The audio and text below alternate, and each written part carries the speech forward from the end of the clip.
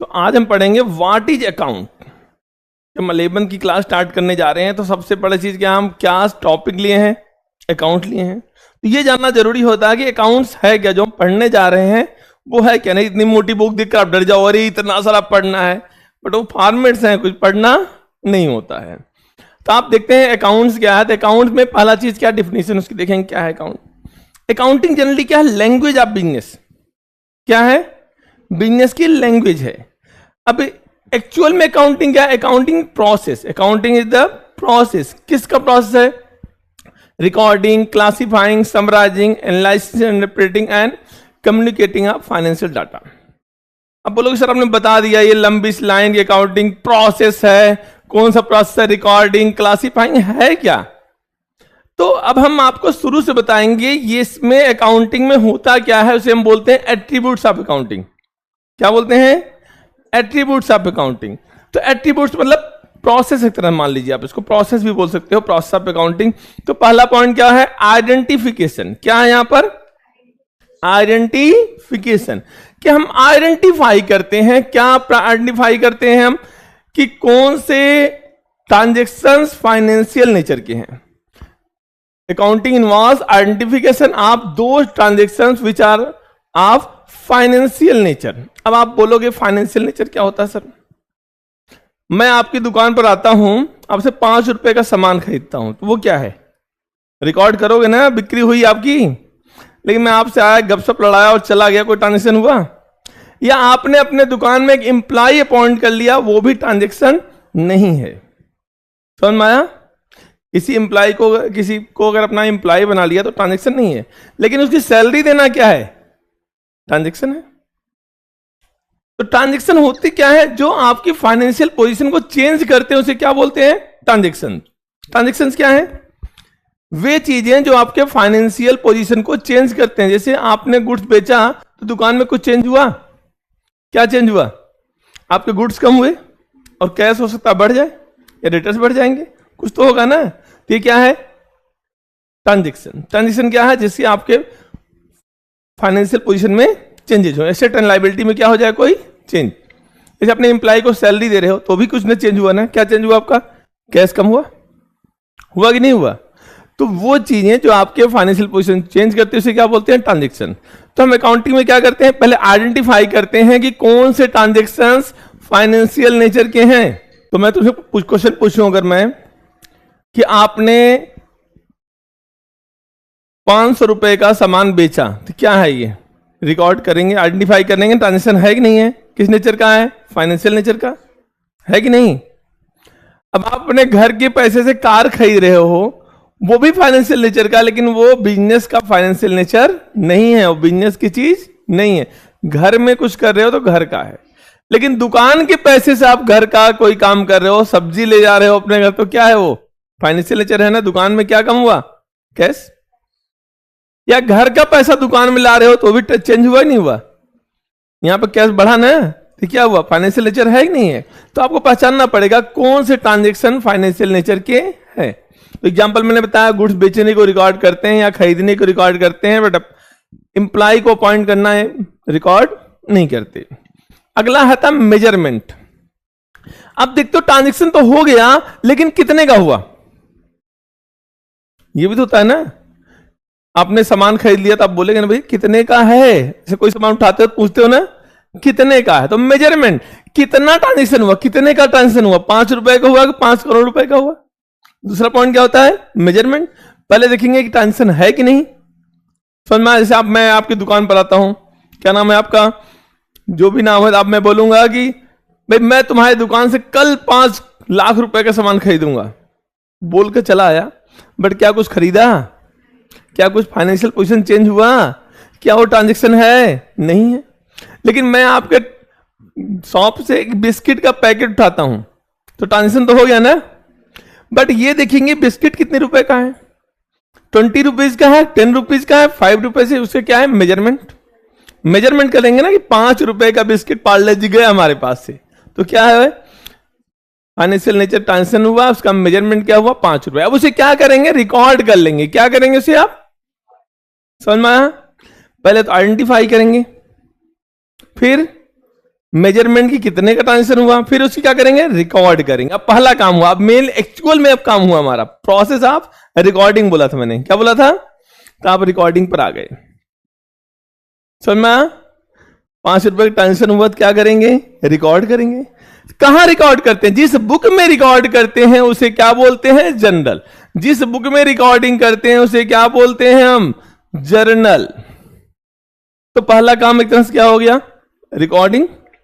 Recording कहां करते हैं, जिस बुक में करते हैं उसे क्या बोलते हैं, जर्नल। इसका नाम है बुक ऑफ ओरिजिनल एंट्री, क्योंकि पहली एंट्री कहां पर है आपकी, जर्नल में। कहां ओरिजिन हुआ, कहां उत्पन्न हुआ है, जर्नल में। समझ में आ गया? किसी ट्रांजेक्शन को हम क्या करते हैं, रिकॉर्ड करते हैं, कहां रिकॉर्ड करते हैं, जर्नल में।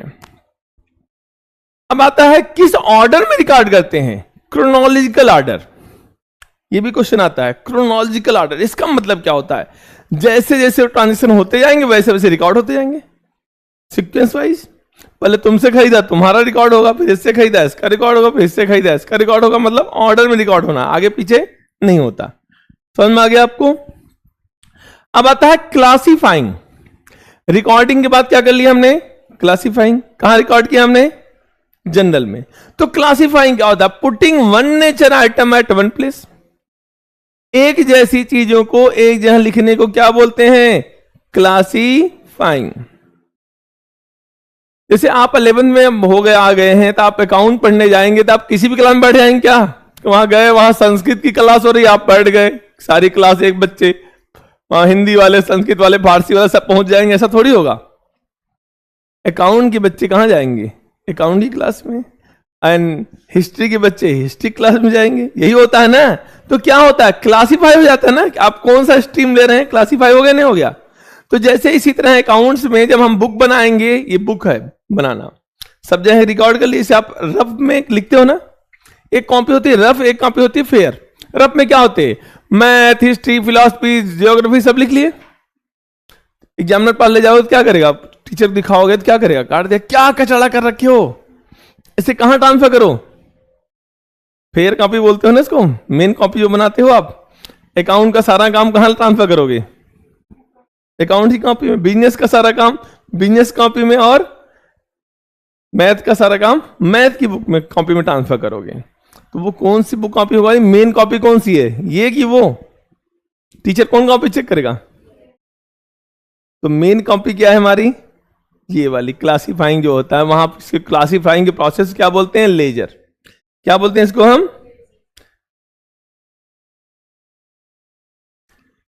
तो क्लासीफाइंग मतलब समझ में आ गया, putting one nature item at one place. एक जैसी चीजों को एक जगह लिखना है। Process of grouping transaction or entries of one nature at one place. Clear हुआ? एक जैसी चीजों को एक जगह लिखने को क्या बोलते हैं, क्लासीफाइंग। अब प्रोसेस ऑफ क्लासीफाइंग क्या कहलाता है, लेजर। क्या कहलाता है, और इस प्रोसेस को क्या बोलते हैं, क्लासीफाइंग भी बोलते हैं और पोस्टिंग भी बोलते हैं। क्या बोलते हैं, क्लासीफाइंग या, और कहां करते हो पोस्टिंग, जिस बुक में करते हो उसे क्या बोलते हो, लेजर। ये था बुक ऑफ ओरिजिनल एंट्री। ये कौन सी बुक है, अब देखो बुक कौन सी है, ये मेन बुक है कि ये भी मेन बुक है, कौन मेन बुक है आपकी, ये है ना। लेजर क्या है, मेन बुक। मेन बुक मतलब प्रिंसिपल बुक है आपकी, क्या है ये, प्रिंसिपल बुक है। और ऊपर क्या है, सब्सिडियरी बुक, सहायक बुक। इसकी सहायता से ये बुक बनाते हो ना आप। फेयर किसकी किस हेल्प से बनाओगे, रफ की कॉपी से। तो वो क्या है आपका, सब्सिडियरी बुक है। क्या है वो, सब्सिडियरी बुक, सहायक बुक, सब्सिडियरी बुक। अब ये क्या है, प्रिंसिपल बुक। समझ में आ गया? प्रिंसिपल बुक बनाने में सहायता कौन बुक करेगी, सब्सिडियरी। आई थिंक ये टॉपिक आपको क्लियर हो गया कि हम प्रिंसिपल बुक किसकी सहायता से बनाते हैं, सब्सिडियरी बुक से। ये क्या है, बुक ऑफ ओरिजिनल एंट्री, मैंने समझाया था। क्या है ये, book of original entry. Entry करोगे तो ओरिजिनल है, लेकिन बुक सब्सिडियरी है। समझ में आया? अब ये क्या है, अगर ये बुक ऑफ ओरिजिनल एंट्री तो ये कौन सी बुक है? एंट्री मतलब कौन सी होगी? ये क्या है? बुक ऑफ सेकेंडरी एंट्री या फाइनल एंट्री, ठीक है ना? एंट्री करोगे, एंट्री मतलब पहली एंट्री कहां करते हैं? जनरल में। फिर कहां पोस्ट करते हैं उसको? लेजर में। ये पहले होगा, ये क्या हो गया? ओरिजिनल है। ये क्या है? सेकेंडरी है। सेकेंड मतलब दूसरे नंबर पर। बट अगर बुक में देखेंगे, ये कौन सी बुक है? प्रिंसिपल। अब वो क्या है? सब्सिडीरी, सेकेंडरी नहीं, सब्सिडीरी। क्लियर हुआ?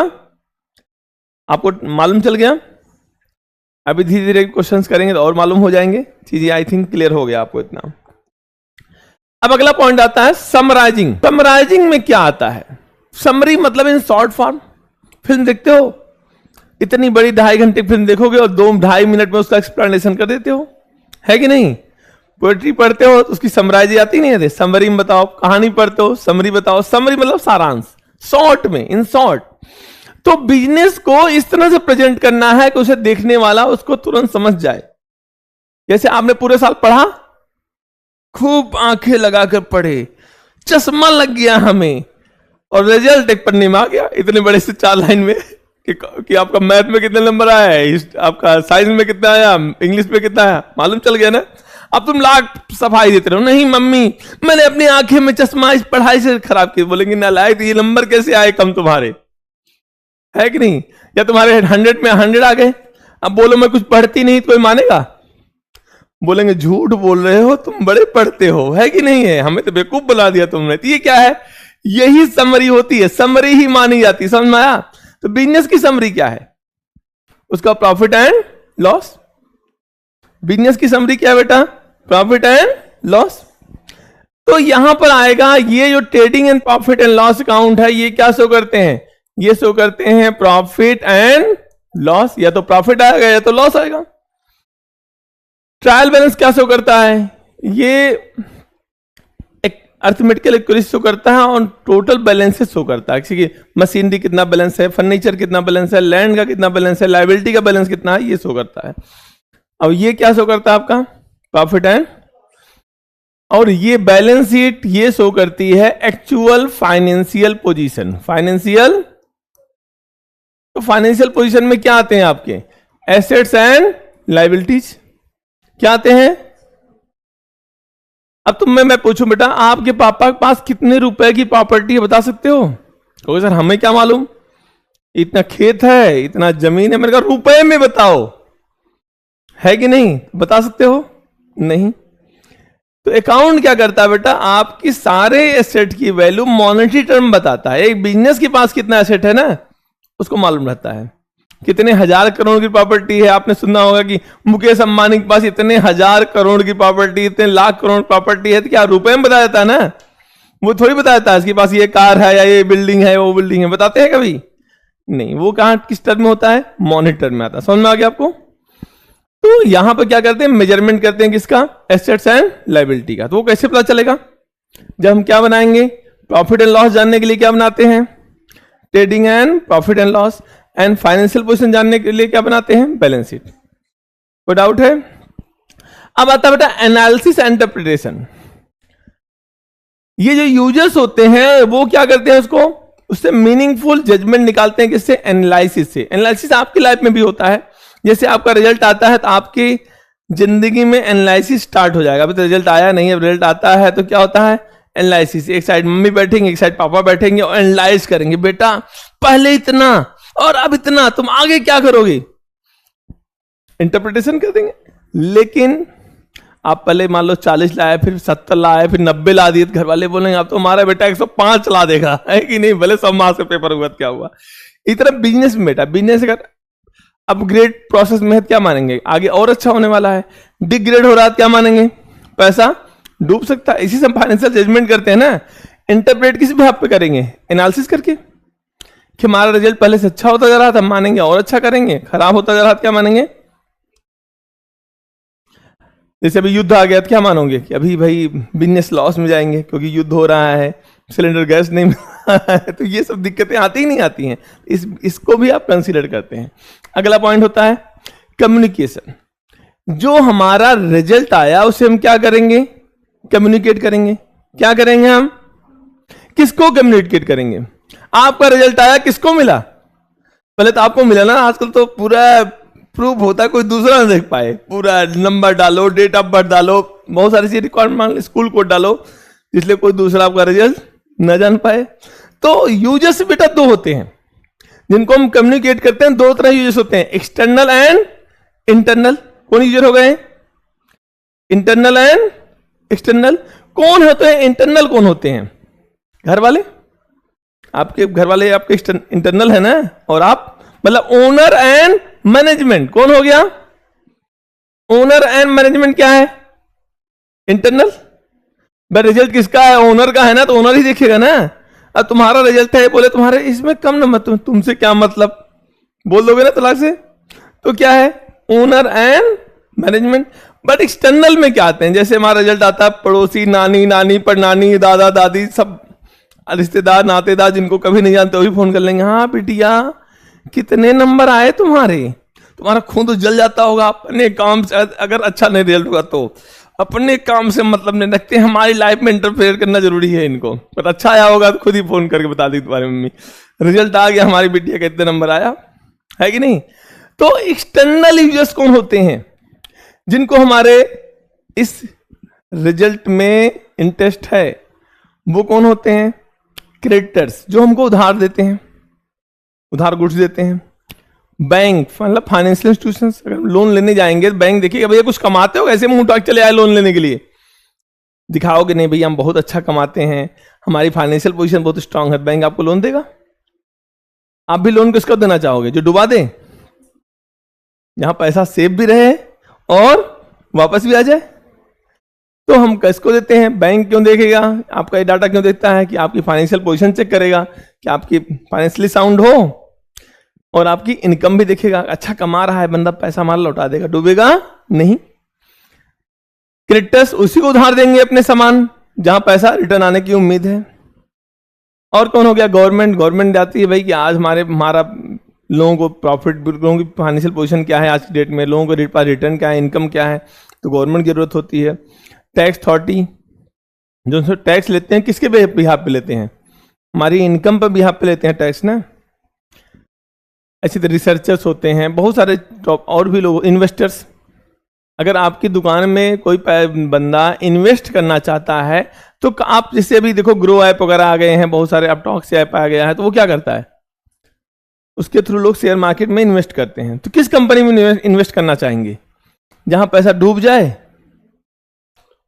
वहां लिखता है कि ये investments are subject to market risk. देखो ऐड भी आता है, क्यों ऐड आता है, कि आप अपनी दिमाग से, विवेक से पैसा लगाएं, कंपनी के बारे में पढ़िए, कंपनी फाइनेंशियली साउंड है कि नहीं है, उसका पास रिकॉर्ड चेक करिए, क्या उसकी इनकम सही रही है कि नहीं रही है, लॉसेस में तो नहीं कंपनी है, तो ही आपका पैसा सुरक्षित रहेगा, रिटर्न आएगा ना।